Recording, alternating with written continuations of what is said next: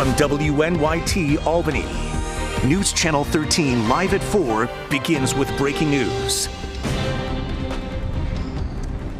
And we come to you with breaking news here live from the Schoharie County Courthouse. A verdict reached in the Nauman Hussein trial, guilty on manslaughter charges, all 20 counts. The verdict came in at around 2:30 this afternoon, following about 5 hours of deliberation by the jury over 2 days.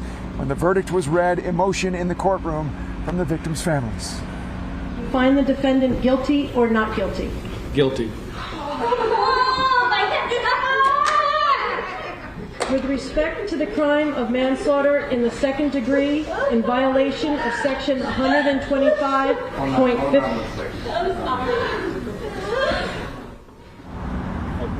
In violation of section 125. When the judge dismissed the jury, they got a standing ovation inside the courtroom. Thank you very much, and you are discharged.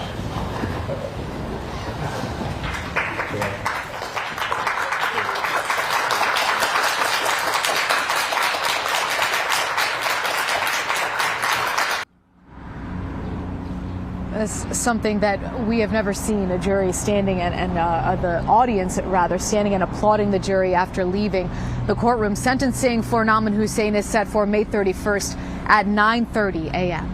In courtroom dramas like the one that unfolded here over the past couple of weeks, people are often quick to choose winners and losers, but today everyone agrees there are no real winners. Dan Levy has been covering this trial since the beginning, since testimony started. You were here inside the courtroom, Dan, as the verdict was read. He spoke with both attorneys right outside here. I did. Sabrina and Mark, I think we all felt what everyone else was feeling inside that courtroom. You're right, it's nothing I've ever seen before. The emotion and the drama, from the very first moment that the foreman read the initial guilty verdict for manslaughter, the tears and the emotions began to flow from there.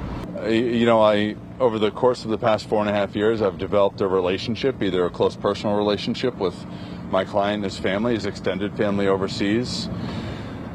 But I've also existed in an outer layer with all the victims' families. I really, now at the end of this chapter of the case, I'm just heartbroken for everybody involved. I want to thank the jury for doing an amazing job and listening to the evidence. And today is really about the families. And we just want to make sure that you guys spend time with the families, because it's really about their day today. Earlier today, I broke the story on Twitter that Saratoga County District Attorney Karen Hagan has asked state police to provide her with all of the information they have on the Mavis employees who testified at this trial.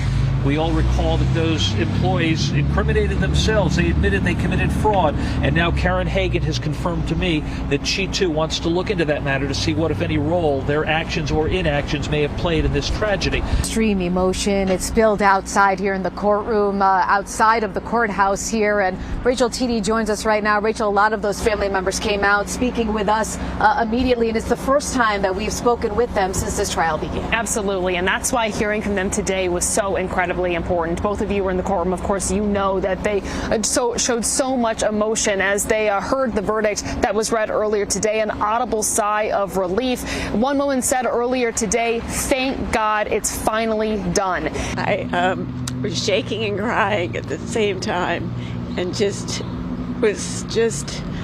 was the right decision, and I felt that way down to my toes.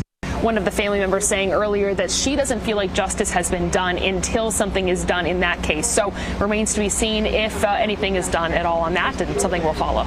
No doubt those family members are at least taking this moment after years to just savor it a little bit. And those we talked to all with a different perspective.